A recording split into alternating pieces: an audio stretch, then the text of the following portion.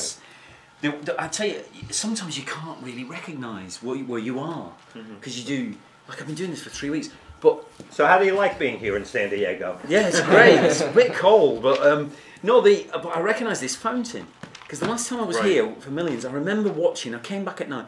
I remember watching a guy bed down on one of the benches, and like he laid out all his stuff, and then he went behind one of the bushes for a pee.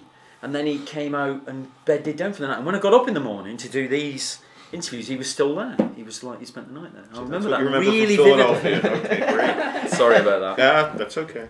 Which is a great segue to a question I had about this stunning depiction you have of abject poverty in India. And also you have a great depiction of sectarian violence. And I'm wondering if filming those scenes triggered any sort of, and being exposed to the poverty of India, triggered any sort of epiphany in you, or that it changed your worldview as a product, as a byproduct of filming? But it does. I mean, you can't remain unaffected by India. It is extraordinary if you go with the right opinion, but not probably in the way you imagine. What's extraordinary about the place is that, I mean, everybody knows there is incredible poverty there.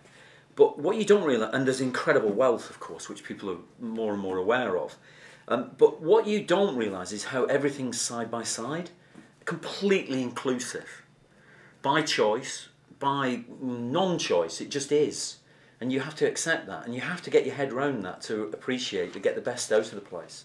It all sits side by side, and the emotions are also extreme. So that there'd be these huge rows would kick off, the fucking thing would kick off like this on the set, and you'd think, oh fucking hell, what's going to happen now? And then the next minute everything's back fine again.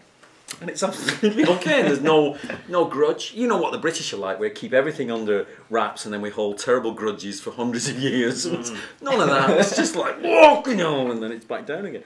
Everything's these kind of extremes, and the thing I found really moving about it is how, and it's very, very difficult to talk about, it's very difficult to explain, but everything's inclusive. Considering what you hear about the country, about the caste system and all that kind of stuff, and you think this idea of destiny, of fate is used to keep people in their place, it's actually not like that. It's actually, the destiny thing is inclusive. Everybody's included in this destiny thing. Even though your fate may be to be apparently poor, you are linked directly with Anil Kapoor, who's the star of our Who Wants to Be a Millionaire show, who's a big Bollywood star, and whose fortune you would imagine is great. But you are absolutely linked with him. And there's no separation at all. And it's not like a charity gig, like a Hollywood star donating money to charity and getting their friends to ring in on the show and donate money. And, you know, it's not like that kind of PR thing. It's absolutely soulful that they feel completely bound to each other. And so when they build like one of these new tower blocks, and they're incredibly luxurious, they're either the home for HSBC or they're a tower block of penthouses, the slum that's built underneath them to build the thing and service it, they don't clear it away like you would do here or in Britain. You'd clear all that away and you'd build lawns and lakes and, you know, you'd manicure the lot. The slum stays. Because there's no kind of instinct of clear the slum away, get rid of the slum, because they stay there. Because they've probably established a community there, and they stay. And they work in the building, or they work somewhere else. And everybody works. So you call it abject poverty, but the one thing they really don't like you doing is comparing it to Africa. Because they have this thing they say, nobody starves in India. Do you find that to be true? Yes. There's a sense of community that's absolutely, ultimately self-supporting. And it does operate like that. Like people throw everything away, which is really shocking. So they'll finish their bottle of water. You know, you'll be with them with a bottle of water, and then just go like that in the streets. And you go, and it's really shocking. But of course, the country's built on the fact, and has been for forever, there's a whole other strata of people pick that bottle up and recycle it in a way that we've only learnt to in the last 10 years. They recycle everything, everything. Through the rubbish tips, through everything. Everything's recycled everywhere. And it's like, so it's it's an incredible lesson in everything really. You don't go there to have something confirmed about poverty, and you don't go there to kind of like realise something. you go there to kind of unwind everything you've ever thought about stuff. And it's like they say, you've got to embrace all the contradictions of India to even begin to, not even understand it, but to kind of get benefit from it. You have to kind of, I don't know, it's very difficult to explain, but you realise it when you're there. Very, very well stated. So, I just kind of wanted to talk about filming in the city a little bit. And Yeah. You clearly love a chase scene. How did you go about choreographing that? And I mean, well, we did it. We were very smart because we got these digital cameras because I realised very quickly I wasn't going to shoot it on film because it was like, film cameras there are very big anyway. They're very kind of quite cumbersome, and they come with a whole culture. So there's no insurance on equipment in India of any kind. So like a £50,000 camera, that you can't insure it against damage. So what there are 3 boys arrive with the camera, and they live with the camera. They sleep with it. They literally, and if anything happens to that camera, they're for it, and that is their role. So you can imagine the size of crews that come, and of course, as you know, labour is not a problem in India. There's so many people that it's all about labour. So I didn't want to do it like that, and also the people kind of expect big cameras. So I thought if we get these smaller cameras, we'll be more dynamic and flexible, especially in the smaller areas like the slum alleys and things like that. People won't know what we're doing half the time, which they didn't, and even when they did know what we're doing, they don't take it seriously because it's not a proper camera.